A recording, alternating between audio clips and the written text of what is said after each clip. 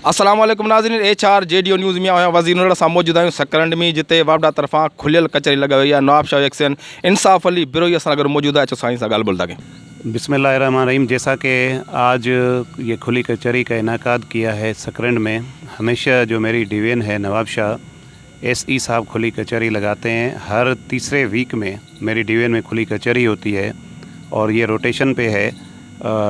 इसके अलावा बाकी जगह पे खुली कचहरियाँ लगी हैं और यहाँ पे मैं भी दूसरी मरतबा खुली कचहरी लगाई हुई है। और सबसे पहले खुली कचहरी में आने का मकसद ये है कि जो गलत बिलिंग है हमारी, उसको हम दुरुस्त करेंगे और नेक्स्ट जो आने वाले दिनों में गलत बिलिंग ना हो। और इस सिलसिले में सबसे पहले है बिजली चोरी पे कंट्रोल करना। बिजली चोरी एक लानत है और इसके पीछे मैं और मेरा स्टाफ रात दिन लगे हुए हैं। और जब तक बिजली चोरी इस मुल्क से ख़त्म नहीं होगी तो ये जो हमारा इदारा है आगे नहीं बढ़ सकेगा और हम लोग 24 घंटे बिजली दे नहीं सकेंगे। तो जो बिजली की चोरी होती है वो कौन करवाता है?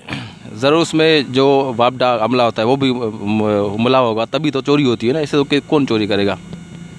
देखें, इसके लिए एक महकमे का प्रोसेस है और जहाँ पे बिजली चोरी अगर होती है तो हमारे पास जो टीमें हैं, मेरी टीम भी है, SE साहब की भी टीम है और SDO साहब भी चेकिंग वक्तन बवक्तन करते रहते हैं। और चोरी का रेशो इतना ज़्यादा है सकरंड के इलाके में, तो यहाँ पे अगर हमारे एम्प्लॉइज़ जहाँ पे भी इन्वॉल्व होंगे उनको सज़ाएँ भी हम देते हैं। और इसके अलावा ये पूरा जब तक हमारी जो कौम है, ये हम लोग ख़ुद अपने गिरबान में झांक के नहीं देखेंगे, हम ख़ुद सही नहीं होंगे तो इस कौम को बहुत मुश्किल है कि हम अगर कह दें कि एक कानूनी तौर पे और सख्त कानून करके सख्त सज़ाएं दिलवा के जेलों में भेज के सीधा करेंगे, ये बड़ा मुश्किल नज़र आ रहा है। जैसे पुलिस वाले किसी बड़े लोग को पकड़ने जाते हैं तो पहले वो जो सिपाही होते हैं वो उनको फ़ोन कर देते हैं, भाई पुलिस आ रही है, आप भाग जाओ। इस तरह जो आपने टीमें जोड़ी हैं वो जाती हैं तो पहले ही जो वापडा का नीचे वाला अमला है वो फ़ोन कर देता है, भाई ये कुंडिया उतार दो, टीम आ रही है। तो आपने जो अपने महकमे के लोग हैं उनके लिए क्या सज़ा मुंतखब की है? देखें, रात भी हम लोगों ने हियरिंग्स की थी और इनको सज़ाएँ दी हैं और ऑलरेडी भी सज़ाएँ दी हैं। जो सज़ा और जज़ा का जो सिलसिला है वो चलता जा रहा है, क्योंकि वो कभी पब्लिश होता है कभी नहीं होता। लेकिन ये है कि ये सज़ा का रुका ही नहीं है। ऑलरेडी मैंने 2 जो एम्प्लॉइज़ थे उनको भी लास्ट जो मंथ्स हैं उसमें डिसमिस भी किया था। लेकिन ये है कि कहीं ना कहीं किसी भी सोर्स से वो लोग वापस जॉब पे आ जाते हैं। लेकिन हमारा जो मिशन है उसको इंशाल्लाह हम पाया तकमील तक पहुंचाएंगे। सर, काजी अहमद में भी आपने ये खुली कचहरी की थी अभी, तो वहाँ से भी लोग शिकायत रहे हैं कि इसमें से लोगों को रिलीफ नहीं मिलता। इसकी क्या वजह है? देखें, खुली कचहरी में हम बिल गलत को सही करते हैं। अगर आप उठा के देखेंगे, नवाब शाह जो डिस्ट्रिक्ट का जो एरियर है वो 8 अरब रुपया है, उसमें से 6 अरब रुपया पब्लिक के तरफ रहते हैं। अब और यहाँ आपने ये देखा होगा कि कनेक्शन जो नवाब शाह डिवीज़न के 1,20,000 हैं और आपके सामने हैं सूरत हाल के घर कितने हैं हमारे ज़िले के अंदर, बल्कि ज़िले से ज़्यादा है मेरी डिवीज़न। तो इस ज़िले के अंदर जो घरों की तादाद है वो कम से कम वो 4 से 5 लाख हैं। ये जो डिटेक्शन है, बिजली चोरी होती है, जो मीटर के लोगों के पास है, वो सारा मुलबा उनके ऊपर गिरता है। जो मीटर लगा रहे हैं, जो डिटेक्शन गैर कानूनी है, इसके लिए आपने क्या इक़दाम किए? देखिए, जो डिटेक्शन जो बिल्स हैं, मैंने अर्ज़ किया कि जो पिछले साल को अगर आप कंपेयर हम करते हैं लास्ट ईयर के साथ, इंतहाई कम डिटेक्शन बिल्स हैं पिछले साल के मुकाबले में।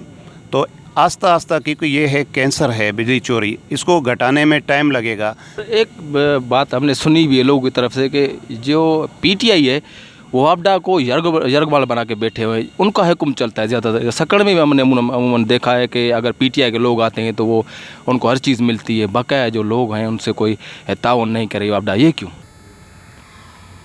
देखें, जहाँ तक सियासी इंटरफेरेंस की आप बात कर रहे हैं कि सियासी इंटरफेरेंस हर दौर में चलते रहे हैं डिपार्टमेंट्स पे, लेकिन हमने उसको इंशाल्लाह मेरिट पे जो भी फैसले करेंगे।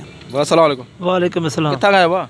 ऐसे कर्म की होगा छा मसलो तव्हांजो? से बिल जो मसलो है। घणो बिल आहे?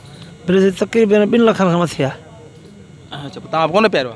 न से असां पीतो रहियोसीं, बसि यूनिट वधी आहे, असां ग़रीब आहियूं, नथा पीतोसीं।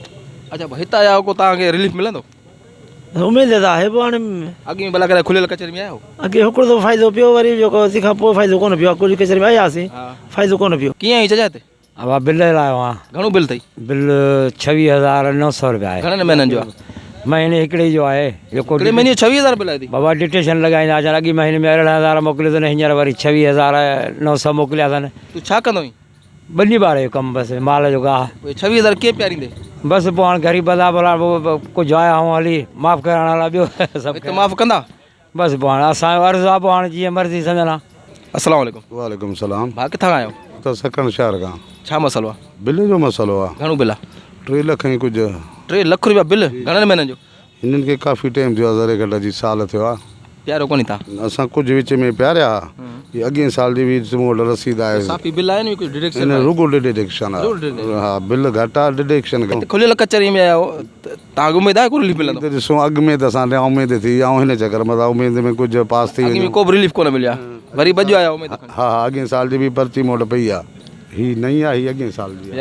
अॻी साल माना हिन कचहरी में तव्हां आया पर वो बिल साॻियो बरक़रार आहे। ऐं हुन में जेको माण्हू मोकिलियूं लोड चेक करण लाइ उनजो बि मोबाइल नंबर मूं वटि आहे। अच्छा, वापडा ऑफिस घणा चक्कर लॻाइनि था? असां काफ़ी चक्कर लॻाइनि, जॾहिं बि खुली कचहरी थींदी आहे पर अलाम जा घटि त कुझु बि कोन थियो आहे। अॼु कीअं आयो खुलियल कचहरी? साईं खुलियल कचहरी अॼु हेस्को सब डिवीज़न सकरंड वारनि हिते लॻाई आहे, जंहिंमें ब्रोही साहब एक्स इंसाफ ब्रोही साहब एक्स इंसाफ आहे, नारो साहब आहे, HRJDO सकरंड पाण मौजूदु आहे। ऐं ही जेको डिडक्शन जा बिल या माण्हू जो जेको परेशान बिल जेको ग़लति आया आहिनि हुन जे सिलसिले में लॻाई आहे। पर हाणे ॾिसूं पहिरें जेको बिल ही खुली कचहरी इंसाफ साहब पहिरें कई हुई हिते, हुनजो अॼु ताईं को खड़ तेल कोन निकितो आहे। अॻे में खुलियल कचहरी थी हुते आऊं बि आयोसि, मूं बि रिकॉर्डिंग कई त पोइ उन खां पोइ जेके माण्हू मिलिया उनखे त को बि रिलीफ कोन मिलियो। अॼो की कचहरी जेका खुलियल लॻायो इन मां तव्हां अंदाज़ो लॻायो रिलीफ? ॾिसूं था त रिलीफ मिले थो या नथो मिले आवाम खे, कोशिशि तो कयूं था, इंशाल्लाह मिलंदी, अल्लाह कंदो। वधीक ख़बरनि जी अपडेट लाइ ॾिसंदा रहो HRJDO न्यूज़।